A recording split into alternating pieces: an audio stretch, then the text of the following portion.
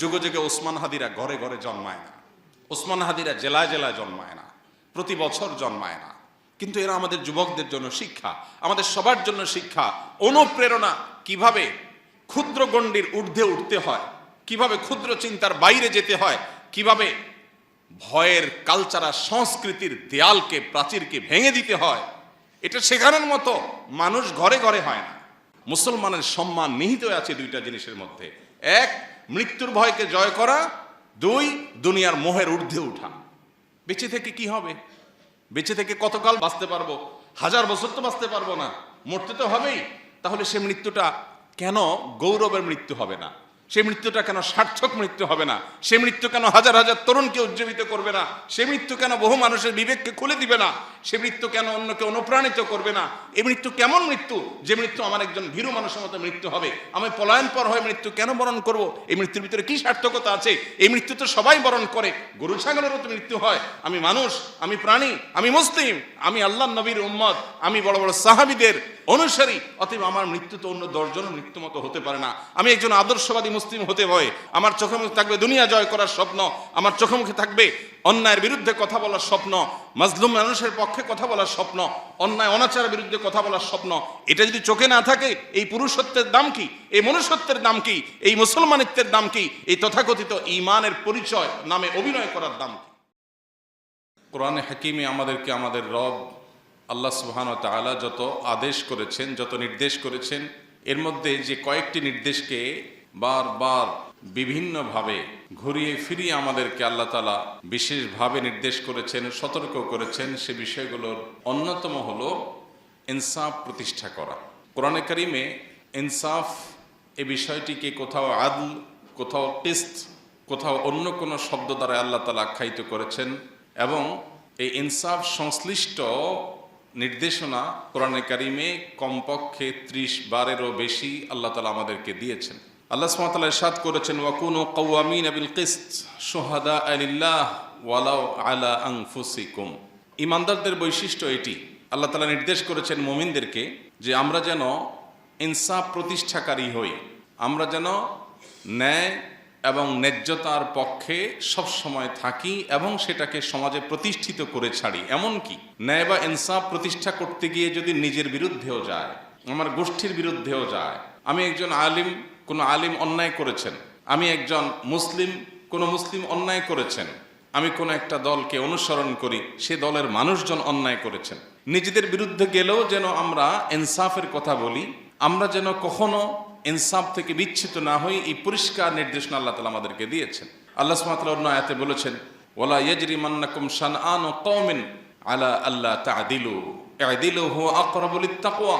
যদি তোমার কোনো শত্রু, ভিন্ন মতাবলম্বী, তোমার মতের বিরুদ্ধের কোনো মানুষও যদি কোনো ইনসাফ এর হকদার হয়, তার ব্যাপারেও যদি তোমার কোনো অবস্থান নিতে হয়, খবরদার ব্যক্তিগত, আদর্শগত বা যে কোনো ধরনের শত্রুতার কারণে কোনো ব্যক্তির প্রতি তোমার দ্বারা যেন জুলুম না হয়। ইনসাফের কথা সবার বেলায় বলতে হবে, শত্রুর বেলায়ও।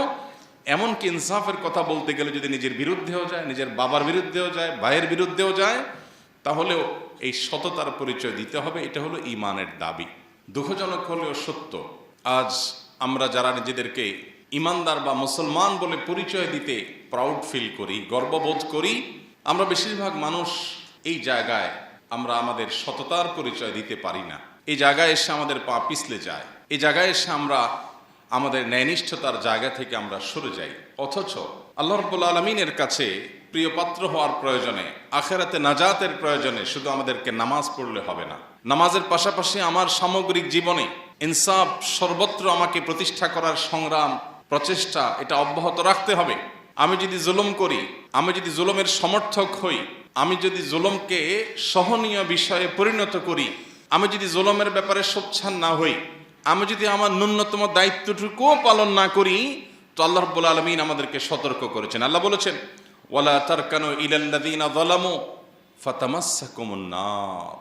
সমাজে যে সমস্ত জুলুম চলছে, অনাচার চলছে, অবিচার চলছে, অন্যায় চলছে, এই সমস্ত অন্যায় অবিচারে অনেকেই জুলুম এবং জালিমদের দিকে ঝুঁকে পড়েন, জুলুম এবং জালিমদের দিকে ঝুঁকে পড়েন, যেদিকে বাতাস সেদিকে ছাতা ধরেন। লম্বা একটা সময় আমরা দেখেছি আমাদের দেশে ধর্মকর্ম পালন করা এটাকে বাঁকা চোখে দেখা হতো। পশ্চিমারা যে ইসলামোফোবিয়া সমাজে সৃষ্টি করেছে, তৈরি করেছে, সেটার প্রভাবে আমাদের দেশেও শিক্ষা প্রতিষ্ঠানে, সরকারি বেসরকারি প্রতিষ্ঠানে, সমাজে সর্বত্র বিভিন্ন ক্ষেত্রে দাড়ি টুপি পরা মানুষ, সৎ নেককার মানুষ, তাদেরকে পর্যন্ত কোণঠাসা করে রাখা হতো এবং মনে করা হতো এটাই স্বাভাবিক। নামাজি কালামে মানুষও এই জিনিসগুলোকে মেনে নিয়েছিল অনেকটা। হ্যাঁ, কিছু সংখ্যক মানুষ হয়তো অন্যায়ের বিরুদ্ধে চেষ্টা করেছেন লড়াই করবার। তো আল্লাহ রাব্বুল আলামিন সে বিষয়ে বলেছেন, ওয়ালা তারকানু ইলাল্লাযীনা যালামু ফাতামাসসাকুমুন নার। যারা জুলুম করেছে, যারা অন্যায় অবিচার করেছে, এই মানুষগুলোর দিকে তোমরা যদি ঝুঁকে পড়ো, অন্যায়কে মেনে নিলেন, ঠিক আছে এখন এটাই চলে, কি আর করা যাবে।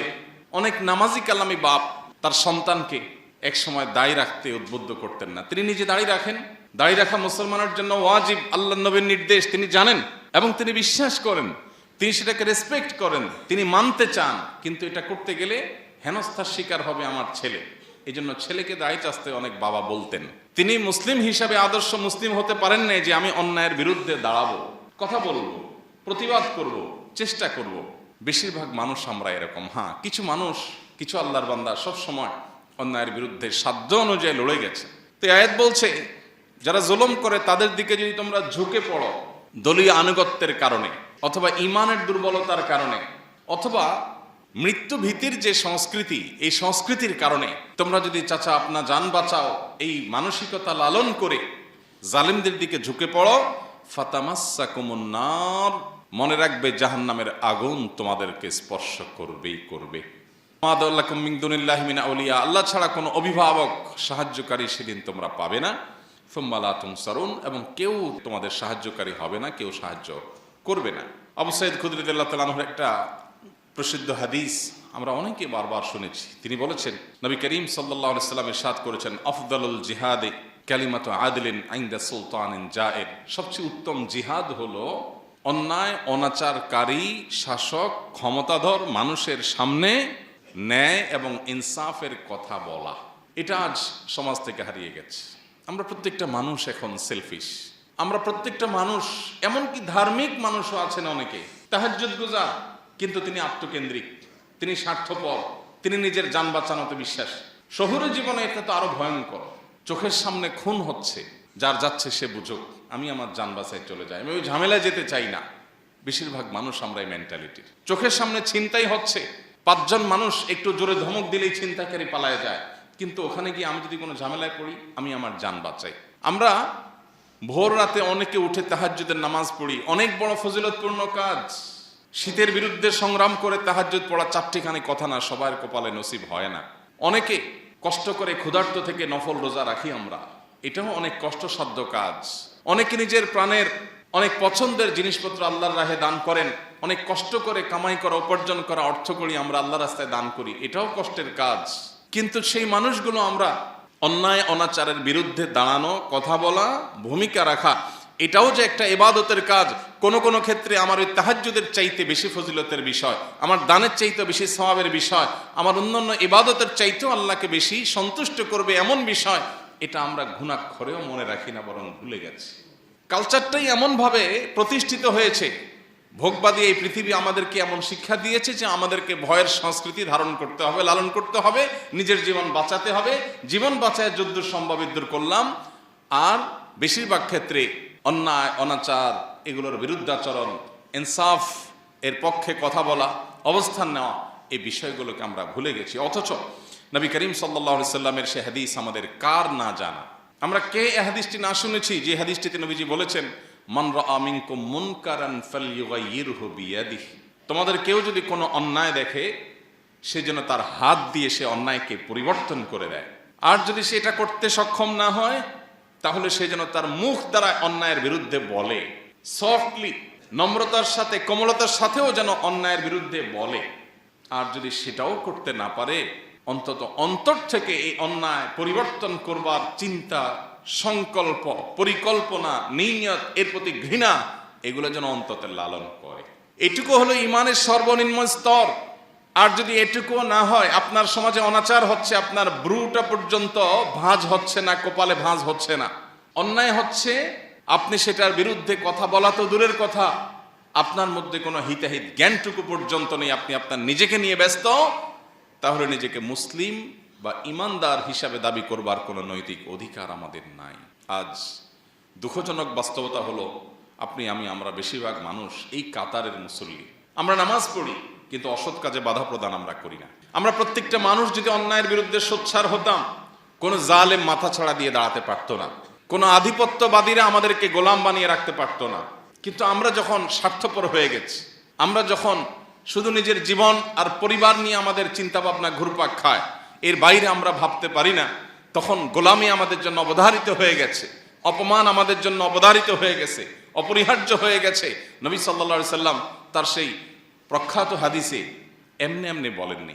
একটা সময় আসবে যে সমস্ত জাতিগোষ্ঠীরা, সমস্ত সম্প্রদায়, অন্য ধর্মের মানুষেরা, মানুষ যেভাবে খাবারের টেবিলে বসে চারপাশে ভাগযোগ করে ছিঁড়ে ফুড়ে খায়, তোমাদের মুসলিম জাতিকে সেভাবে ছিঁড়ে ফুড়ে খাবে। কখনো তোমাদেরকে জঙ্গি তকমা দিবে, কখনো তোমাদেরকে মৌলবাদী তকমা দিবে, কখনো তোমাদেরকে বিভিন্ন দেশবিরোধী তকমা দিবে। এগুলো দিয়ে দিয়ে তোমাদেরকে দুর্বল করবে, কোণঠাসা করবে এবং তোমাদেরকে শেষ করবে, ধ্বংস করবে। নিজেদের মধ্যে গ্রুপিং সৃষ্টি করে, মতবিরোধ সৃষ্টি করে, তোমাদের মধ্যে মতভিন্নতা সৃষ্টি করে তোমাদেরকে লাগিয়ে দিবে এবং মুসলমানদের মধ্যে একটা অংশ আরেক অংশের ব্যাপারে দ্বিধাগ্রস্ত হয়ে পড়বে। এরকম যে জটিল অবস্থায় তৈরি হবে, অন্য সম্প্রদায়ের মানুষরা তোমাদেরকে ভোগের বস্তুতে পরিণত করবে, তোমাদেরকে ভেঙে চড়ে খাবে। কেউ কাশ্মীর নিবে, কেউ ইরাক নিবে, কেউ সিরিয়া নিবে, কেউ আফগানিস্তান নিবে, কেউ আফ্রিকা নিবে। ভাগযোগ করে সবাই তোমাদেরকে যখন লুটপাট করে খাবে, এমন একটা সময় আসবে।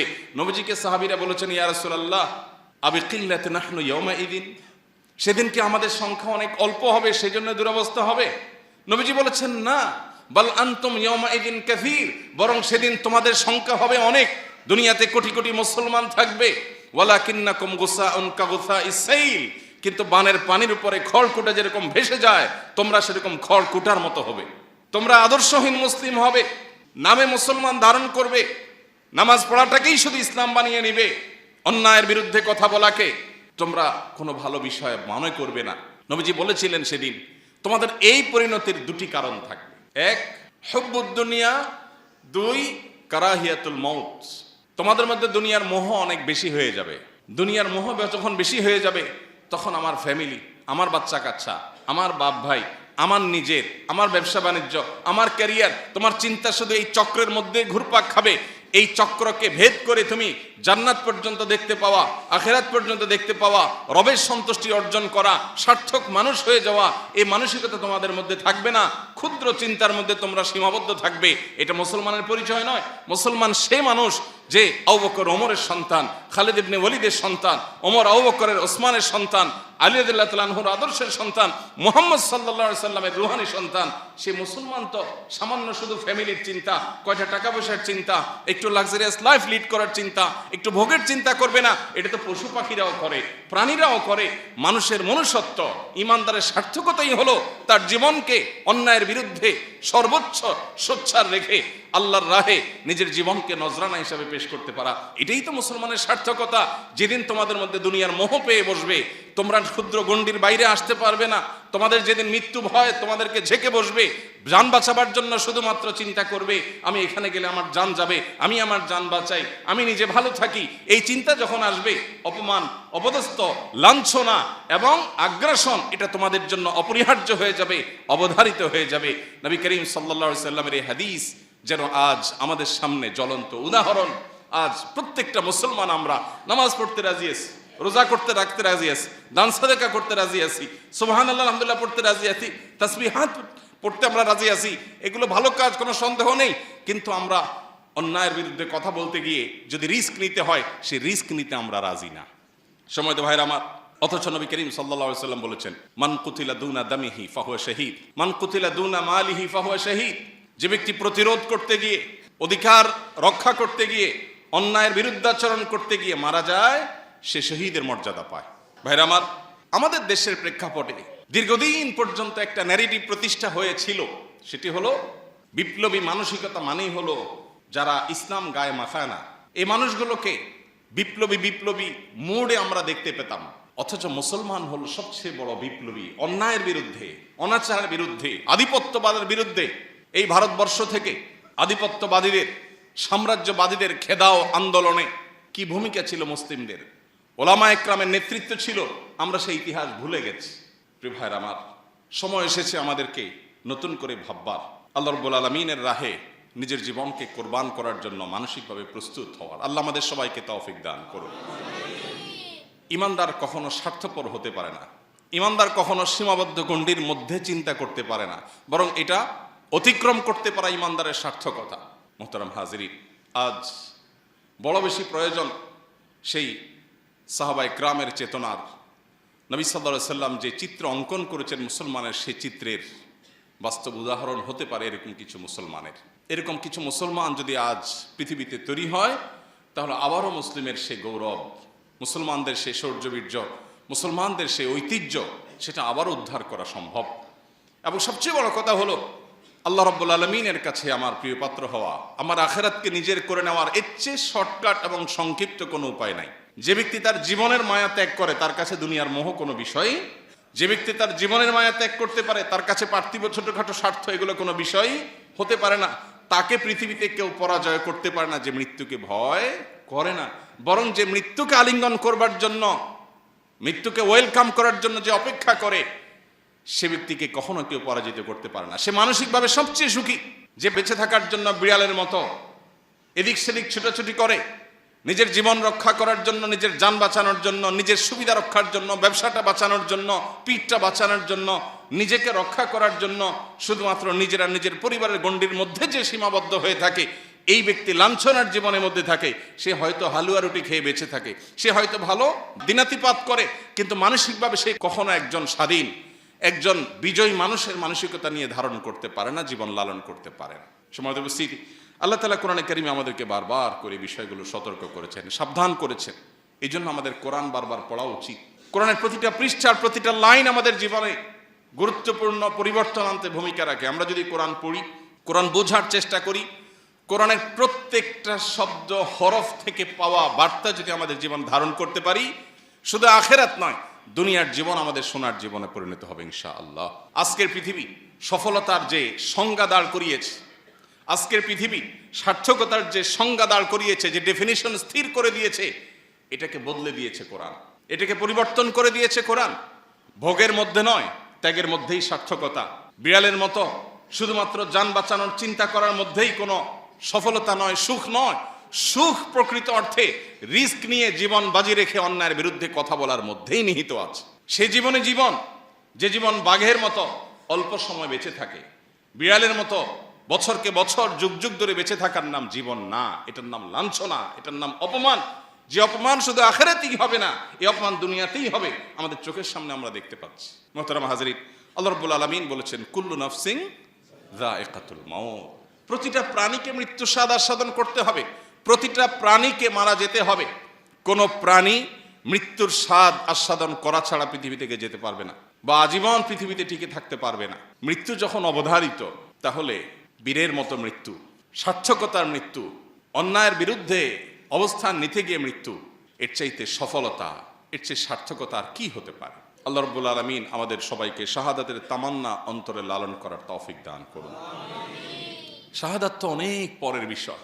আমরা যদি আমাদের সমাজে প্রচলিত অনাচারগুলোর বিরুদ্ধে অন্তত চিন্তা ভাবনা শুরু করি, সব জায়গায় হয়তো আমাকে বৈপ্লবিক ভূমিকা রাখতে হবে না, আমি যদি অন্তত নাহি আনিল মুনকার, অসৎ কাজে বাধা প্রদান করার এই কাজটা শুরুটাও করতে পারি, তাহলেও আমি একজন মুমিন হিসাবে, ইমানদার হিসাবে এটা আমার সার্থকতার বিষয় হবে। আল্লাহ সুবহানাহু ওয়া তাআলা আমাদেরকে বড় বেশি ভালোবাসেন। আমরা আল্লাহ তাআলার প্রিয় হাবিব মুহাম্মদ সাল্লাল্লাহু আলাইহি সাল্লামের আদরের উম্মত, তার সবচেয়ে শ্রেষ্ঠ খলিল, তার বন্ধু, তার সবচেয়ে আপন মানুষটার, আপন সৃষ্টিটার আমরা উম্মত, তার পরিবারের সদস্য। যার কারণে আল্লাহ আমাদেরকে অনেক বেশি ভালোবাসেন।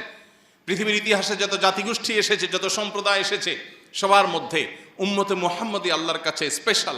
আল্লাহ এদেরকে বিশেষভাবে তৈরি করেছেন এবং পছন্দ করেন। আল্লাহ বলেছেন, কুনতুম খয়রা উম্মাহ, তোমরা শ্রেষ্ঠ সম্প্রদায় হয়েছো, তোমরা শ্রেষ্ঠ সম্প্রদায়, শ্রেষ্ঠ উম্মাহ হয়েছো। কারণ উখরিজাত লিন-নাস, তোমরা ফ্যামিলির এবং নিজের স্বার্থের এই গণ্ডির মধ্যে, চক্রের মধ্যেই শুধুমাত্র ঘুরপাক খাবে, এটা তোমাদের সাথে যায় না, মানায় না। উখরিজাত লিন্নাস, তোমাদেরকে সৃষ্টি করা হয়েছে মানুষের জন্য। আমি সৃষ্টি হয়েছি কার জন্য? আমি শুধু আমার ফ্যামিলি চিন্তা করব।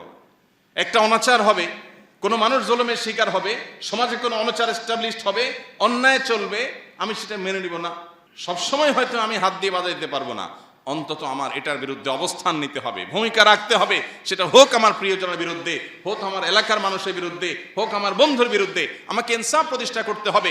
বেইনসাফ করা মানুষ কখনো মুসলমান হতে পারে না, অসম্ভব। কিন্তু আজ বেইনসাফি রন্ধ্রে রন্ধ্রে আমাদের, সামান্য একটু স্বার্থের জন্য, চক্ষু লজ্জার খাতির আমরা অন্যায় করি। আল্লাহ বলেছেন, কুনতুম খায়রা উম্মাতিন উখরিজাত লিন্নাস, আমাদের সৃষ্টি করা হয়েছে, বের করা হয়েছে মানুষের জন্য, মানুষের কল্যাণে কাজ করব। তা'মুরুনা বিল মা'রুফ ওয়া তানহাউনা আনিল মুনকার ওয়া তু'মিনুনা বিল্লাহ, সৎ কাজের আদেশ, অসৎ কাজে বাধা প্রদান করা, এটা আমাদের দায়িত্ব।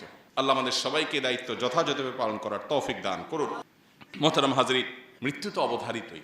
আল্লাহ বলেছেন, কুল ইন্নাল মাউতাল্লাযী তাফিররুনা মিনহু ফাইন্নাহু মুলাকীকুম, যে মৃত্যু থেকে পলায়ন করার জন্য চেষ্টা করছো, তোমরা যে মৃত্যু থেকে রক্ষা পাওয়ার জন্য পালিয়ে বেড়াও, এখানে না ওখানে, ওখানে গেলে মনে হয় বাঁচবো, এটা করলে মনে হয় বাঁচবো, এটা বললে মনে হয় বাঁচবো না, এই বাঁচার জন্য তোমাদের যে প্রাণান্তকর প্রচেষ্টা, তোমাদের যে পলায়ন পর মানসিকতা, মনে রাখবে সেই মৃত্যু তোমাদের সাথে সাক্ষাৎ করবে। শব্দটা লক্ষণীয়, ফাইন্নাহু মুলাকীকুম। আল্লাহ বলেন নাই যে তোমরা যখন পলায়ন করবে মৃত্যু তোমাদের পিছন থেকে এসে ধরবে, সেটা বলেন নাই। মুলাকীকুম বলেছেন, মৃত্যু তোমাদের সামনে থেকে এসে সাক্ষাৎ করবে। তুমি যেদিকে যাচ্ছ পলায়ন করতে, ওই দিক থেকে মৃত্যু আসবে তোমাকে সাক্ষাৎ করার জন্য, এড়াতে পারবে না। মৃত্যু যখন অবধারিত, তাহলে সেটা শিয়ালের মৃত্যু কেন হবে, বাঘের মৃত্যুই হওয়া উচিত। আল্লাহর কাছে তামান্না থাকতেই হবে ইমানদারের, যে আল্লাহ মৃত্যু যখন হবেই, মরবই যখন, আমি যেন অন্যায়ের বিরুদ্ধে কথা বলতে গিয়ে, কাজ করতে গিয়ে মরি, এটাই তো সার্থকতার মৃত্যু। আমি ভীরু মানুষের মতো মৃত্যুবরণ করতে পারি না। নবী সাল্লাল্লাহু আলাইহি সাল্লাম আল্লাহর কাছে পানাহ চেয়েছেন, আল্লাহুম্মা ইন্নী আউযু বিকা মিনাল বুখলি ওয়াল জুবন, আল্লাহ আপনার কাছে আমি কৃপণতা থেকে, ভীরুতা থেকে পানাহ চাই। আমি যেন ভীরু হয়ে না পড়ি, আমি যেন হীনমন্য হয়ে না পড়ি, আমি যেন ভীত সন্ত্রস্ত না হই। আজ আমাদের সমাজে মুসলমানদের মধ্যে ভয়ের সংস্কৃতি সৃষ্টি হয়ে গেছে। ভয়ের সংস্কৃতি সৃষ্টি হয়েছে না হয়নি? আজ শরীফ ওসমান হাদির মতো কিছু তরুণ, তারা আমাদেরকে ভয়ের সংস্কৃতি ভাঙতে শিখিয়েছে। তারা শিখিয়েছে কিভাবে ভয়কে জয় করতে হয়। আপনার আমার অনেকের মতো তারও একটা ছোট্ট বাচ্চা আছে, মায়া আছে, এবং সে জানতো সে যে পথে পা বাড়িয়েছে, এই পথে মৃত্যু অবধারিত, সেটার জন্য প্রস্তুত ছিল, আগে থেকে ঘোষণা দিয়েছে। পরিচিত ভাই ব্রাদারকে বলে গেছে, আমি মরে গেলে আমার বাচ্চাদের দিকে খেয়াল রাখিও, জাস্ট ইট, আর আল্লাহ খেয়াল রাখবেন, যথেষ্ট। বহু লেবাসধারী ধার্মিকের চাইতে, বহু লেবাসধারী তথাকথিত আলিমের চাইতে এই ধরনের তরুণরা আমাদের ক্ষেত্রে, আমাদের জন্য এই ক্ষেত্রে অন্তত উত্তম উদাহরণ। সমকালীন জীবনে বা সমসাময়িক সময়ে নিজের অবশ্যম্ভাবী অপরিহার্য পরিণতির কথা জানার পরও এইভাবে সাহসিকতার পরিচয় দেওয়া, মৃত্যু ভয়কে জয় করা এবং ভয়ের সংস্কৃতিকে ভাঙার উজ্জ্বল উদাহরণ তার চাইতে আর ভালো কাউকে খুঁজে পাওয়া যায় না। মানুষ যখন নিশ্চিত হয়ে যায় তার বিপদ আসছে, সে সাবধান হয়ে যায়। সাবধান সেও ছিল, কিন্তু অনেকে আছেন সাবধানতা নয় বরং গা বাঁচানোর চেষ্টা করে। ঠিক আছে, জান বাঁচতে তো বহুত কিছু করতে পারবো, আরে জান বাঁচায় রেখে কি করবো যে জান দিয়ে কিছু করতে পারবো না? জানটা বেঁচে থাকাটা কি জন্য? আল্লাহকে সন্তুষ্ট করার জন্য, আল্লাহকে খুশি করার জন্য। আল্লাহ রাব্বুল আলামিন আমাদেরকে এখান থেকে শিক্ষা গ্রহণ করার তৌফিক দান করুন। আজকে আমাদের যে তরুণ সমাজ আছেন, তরুণ সমাজের বড় অংশকে ভোগবাদী পৃথিবী শুধু ভোগ শিখিয়েছে। এখন তারুণ্যের বড় অংশ তারা খেলাধুলা দেখে এবং সেখানে কোনো খেলোয়াড়ের গোল দেওয়া দেখে সে উজ্জীবিত হয়ে যায়, সে উত্তেজিত হয়ে যায়। তার পছন্দের দল হেরে যাওয়া দেখে সে মুষড়ে পড়ে, ভেঙে পড়ে, মন খারাপ করে, সে চোখের পানি ফেলে দেয়, কেঁদে দেয়। মুসলমানের সন্তান, সে জানে না এটা তার পরিচয় না, এটা তার সার্থকতা না। সে সাম্রাজ্যবাদীদের, সে আধিপত্যবাদীদের, সে পৃথিবীর মাস্তানদের টুলে পরিণত হয়েছে। তারা তাকে ব্যবহার করছে, ক্রীড়ানক বানিয়েছে। আজ কোন মুসলিম তরুণ সে সকল বাধার প্রাচীর ডিঙিয়ে, সকল প্রটোকল ভেঙে দিয়ে সে যদি কোনো খেলার মাঠে দর্শক গ্যালারি থেকে একবারে মাঠে গিয়ে খেলোয়াড়কে জড়িয়ে ধরে, মনে করা হয় বাহ, সে কি জয় করেছে। অথচ মুসলমান তো খালিদ বিন ওয়ালিদের সন্তান, ওমর আবু বকরের সন্তান, ওসমান আলীর সন্তান, আব্দুল্লাহ ইবনে ওমরের সন্তান রিদওয়ানুল্লাহি তাআলা আলাইহিম আজমাইন। তারা আমাদেরকে শিখিয়েছেন কিভাবে ইনসাফের জন্য সংগ্রাম করতে হয়, লড়াই করতে হয়, পৃথিবীর মানুষকে সত্যের পথে আনবার জন্য লড়াই করতে হয়, কিভাবে নিজের ভোগবাদিতাকে পায়ের নিচে পিষ্ট করতে হয়। এই শিক্ষা তারা দিয়ে গেছেন। এই জন্য পৃথিবীকে তারা শাসন করেছে, পৃথিবী তাদের পায়ের নিচে এসেছে। কারণ মুসলমানের সম্মান নিহিত আছে দুইটা জিনিসের মধ্যে: এক, মৃত্যুর ভয়কে জয় করা; দুই, দুনিয়ার মোহের ঊর্ধ্বে উঠা। বেঁচে থেকে কি হবে? বেঁচে থেকে কতকাল বাঁচতে পারবো? 1000 বছর তো বাঁচতে পারবো না, মরতে তো হবেই। তাহলে সে মৃত্যুটা কেন গৌরবের মৃত্যু হবে না? সে মৃত্যুটা কেন সার্থক মৃত্যু হবে না? সে মৃত্যু কেন হাজার হাজার তরুণকে উজ্জীবিত করবে না? সে মৃত্যু কেন বহু মানুষের বিবেককে খুলে দিবে না? সে মৃত্যু কেন অন্যকে অনুপ্রাণিত করবে না? এই মৃত্যু কেমন মৃত্যু যে মৃত্যু আমার একজন ভীরু মানুষের মতো মৃত্যু হবে? আমি পলায়ন পর হয়ে মৃত্যু কেন বরণ করব? এই মৃত্যুর ভিতরে কি সার্থকতা আছে? এই মৃত্যু তো সবাই বরণ করে, গরু ছাগলেরও তো মৃত্যু হয়। আমি মানুষ, আমি প্রাণী, আমি মুসলিম, আমি আল্লাহর নবীর উম্মত, আমি বড় বড় সাহাবীদের অনুসারী। অতএব আমার মৃত্যু তো অন্য 10 জনের মৃত্যু মতো হতে পারে না। আমি একজন আদর্শবাদী মুসলিম হতে হয়। আমার চোখে মুখে থাকবে স্বপ্ন, আমার চোখে মুখে থাকবে দুনিয়া জয় করার স্বপ্ন, আমার চোখে মুখে থাকবে অন্যায়ের বিরুদ্ধে কথা বলার স্বপ্ন, মাজলুম মানুষের পক্ষে কথা বলার স্বপ্ন, অন্যায় অনাচারের বিরুদ্ধে কথা বলার স্বপ্ন। এটা যদি চোখে না থাকে, এই পুরুষত্বের দাম কি? এই মনুষ্যত্বের দাম কি? এই মুসলমানিত্বের দাম কি? এই তথাকথিত ঈমানের পরিচয় নামে অভিনয় করার দাম কি? প্রিয় ভাইরা আমার, আল্লাহ রাব্বুল আলামিন আমাকে, আপনাকে, আমাদের সবাইকে এই যে দুনিয়ার মোহ আর মৃত্যু ভীতি, এই দুইটা জিনিসকে জয় করার তৌফিক দান করুন। আমাদের যাবতীয় সম্মান, আমাদের যাবতীয় ঐতিহ্য, আমাদের যাবতীয় মর্যাদা, এই দুটি বিষয়কে জয় করার মধ্যে নিহিত আছে। আল্লাহ রাব্বুল আলামিন ওসমান হাদিকে শাহাদাতের সর্বোচ্চ মাকাম দান করেন। নবী করিম সাল্লাল্লাহু আলাইহি সাল্লাম বলেছেন, মান আহাব্বা লিকা আল্লাহ আহাব্বাল্লাহু লিকাআহ। যে ব্যক্তি আল্লাহর সঙ্গে সাক্ষাৎ করাকে পছন্দ করে, যে আল্লাহর সাথে দেখা করার জন্য অপেক্ষমান থাকে, যে কখন মৃত্যু হবে আর আল্লাহর সাথে সাক্ষাৎ হবে, নবীজির সাথে সাক্ষাৎ হবে, জান্নাতে যেতে পারবে, এই আকুলতা যার অন্তরে লালন করে, স্বয়ং আল্লাহ তার সঙ্গে সাক্ষাৎ করাকে পছন্দ করেন। স্বয়ং আল্লাহ তার সাক্ষাতের প্রত্যাশী বা সাক্ষাৎ ভালোবাসেন, পছন্দ করেন। কত সার্থকতার জীবন! নবী করিম সাল্লাল্লাহু আলাইহি সাল্লামের জীবনের শেষ মুহূর্তে যখন তার দুনিয়া থেকে বিদায় নেওয়ার সময় ক্ষণ ঘনিয়ে এসেছিল, তখন তিনি বলেছিলেন, আর রফিক আল আলা, আর রফিক আল আলা, অর্থাৎ মহান বন্ধুর সান্নিধ্য আমি আশা করছি, কামনা করছি, চাই, প্রত্যাশা করছি। পিপাসা আল্লাহর সঙ্গে সাক্ষাতের, তৃষ্ণা আল্লাহর সঙ্গে দেখা হওয়ার। সে মৃত্যু কত সার্থকতার মৃত্যু!